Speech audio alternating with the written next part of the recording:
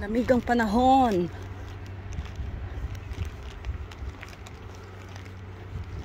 Walking time.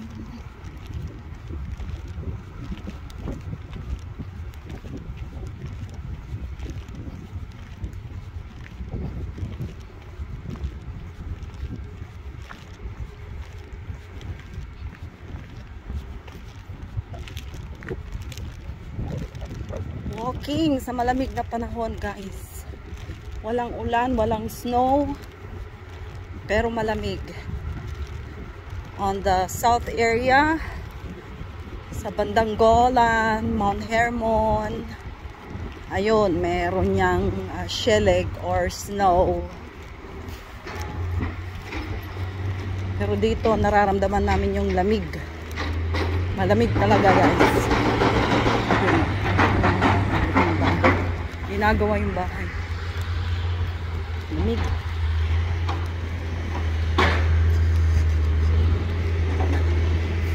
Lamig talaga. Hindi mo alam kung anong mangyayari bukas. Pero sabi nila bukas is malamig. Hindi ko alam kung bakit walang snow dito. Pero noon, minsan nag-snow na dito ng sobrang lamig. Dito sa Migdal, Heme. Ngayon, di pa. Ilang taon nang hindi nag-snow. Nag-snow dito noong nag-vacation ako ng Pilipinas. 2018 yata yun. Pero malamig na yun. Makulimlim ang araw. Ayan. So, habang tayo maglalakad, mag-video tayo. How calm is Migdalemek.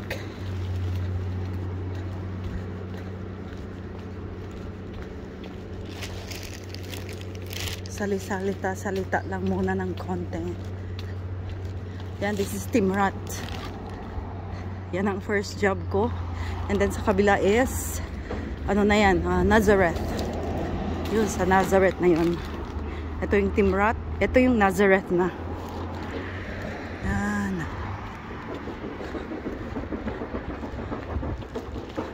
Naglakad na ako kasi mas masarap maglakad.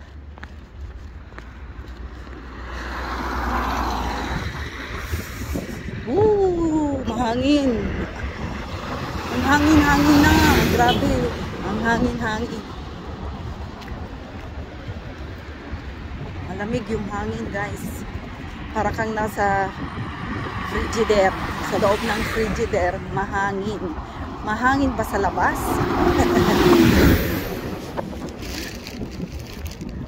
Sa ulam ko mamaya is munggo. Diba? Sinong gustong kumain ng munggo dyan sa malamig na panahon. Kaya lang wala akong tuyo. So magprito na lang ako ng tilapia. Prito na lang ako ng tilapia.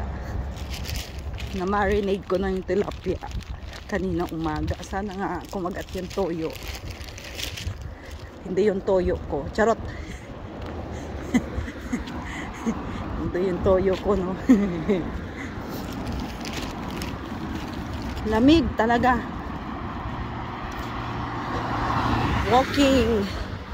Walking time. Malamig. Walang ulan, walang snow. Pero malamig, guys. Hindi siya zero. Hindi siya virong malamig. Pero mas malamig sa Canada at sa Jamaica. No? Pero malamig pa rin dito. Iba pa rin yung lamig. Ay, open yung St. Gabriel Church. Open siya. Galing. Walking time. Walking time. May misa dito. Hindi naman ako pwedeng magsimba. Kasi alam na this, alam na that. Babaeng bundat.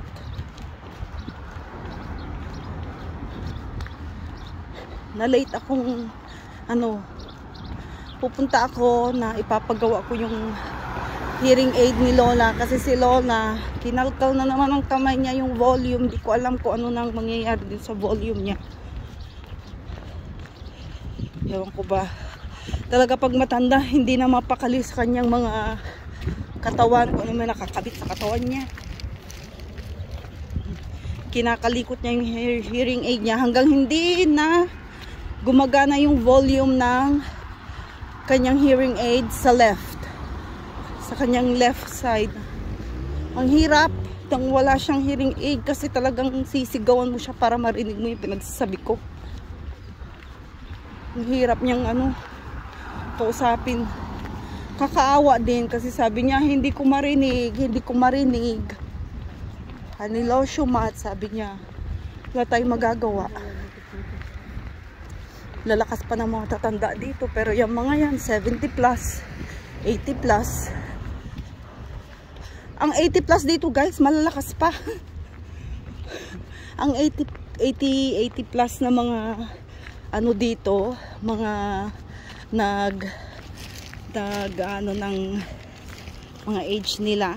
Katumbas ng 40, 50 years old. Ang lalakas pa nila. Sobra pa nilang malalakas. Kasi nga very healthy ang kanilang kinakain. Mahilig silang kumain ng mga talagang fresh salad. Mahilig sila sa salad.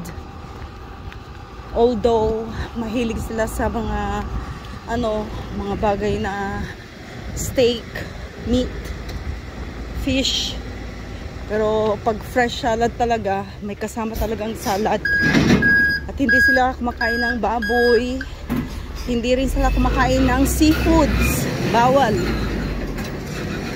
Ako lang kumakain. Tinatago ko na lang kay Lola para hindi siya mainggits ba.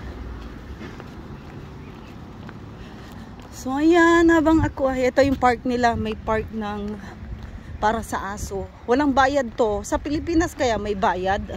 Alam ko may bayad sa Pilipinas. Mga special na para sa aso. Yan, dito na ako dadaan. Shortcut.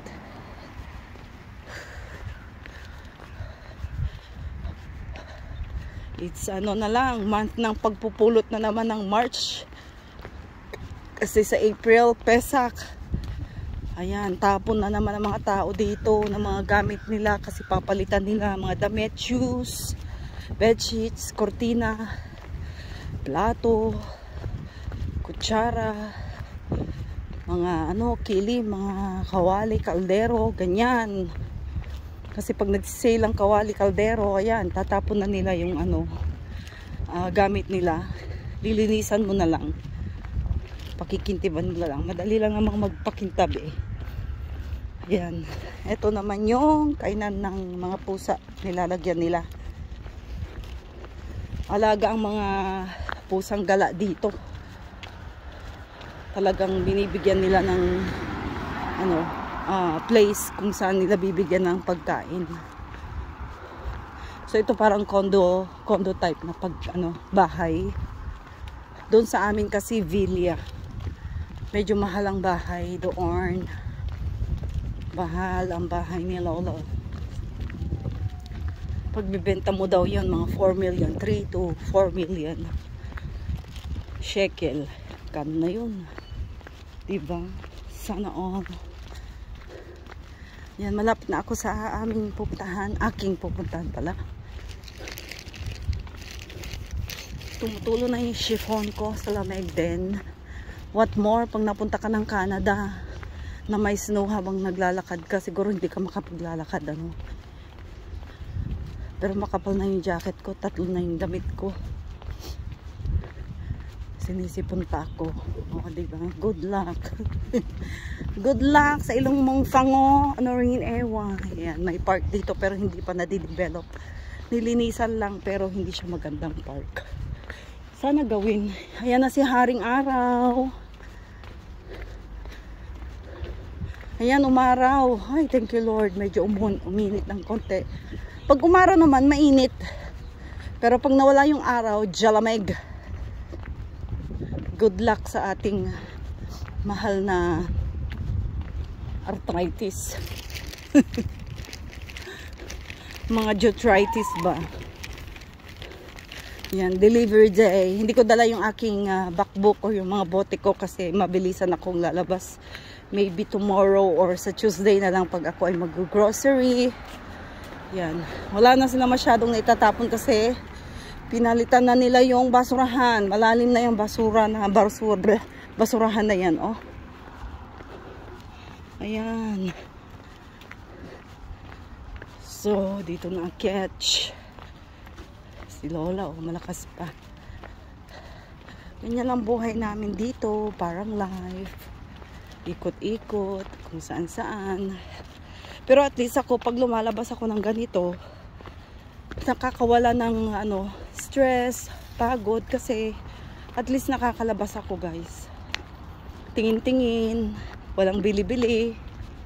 Tingin-tingin lang ng kung anong sale. Pero hindi ka bibili. Syempre, pag hindi kailangan, may mga gamit pa naman ako, huwag nang bibili.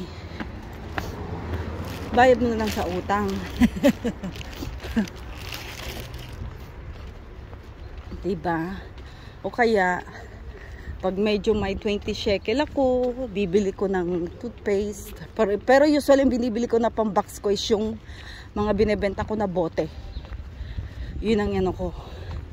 Pinambibili ko. Iniipon ko kung may 30 shekel na akong naipon, ibibili ko yun ng toothpaste, sabon na Dove. Ayan, dito na ako. Renoir, Steve Madden. Renoir. Tapos dito yung aking ayan. Dito na yung Steiner na ito yung clinic, bagong clinic dito sa amin sa taas. Tapos dito na ako sa Steiner.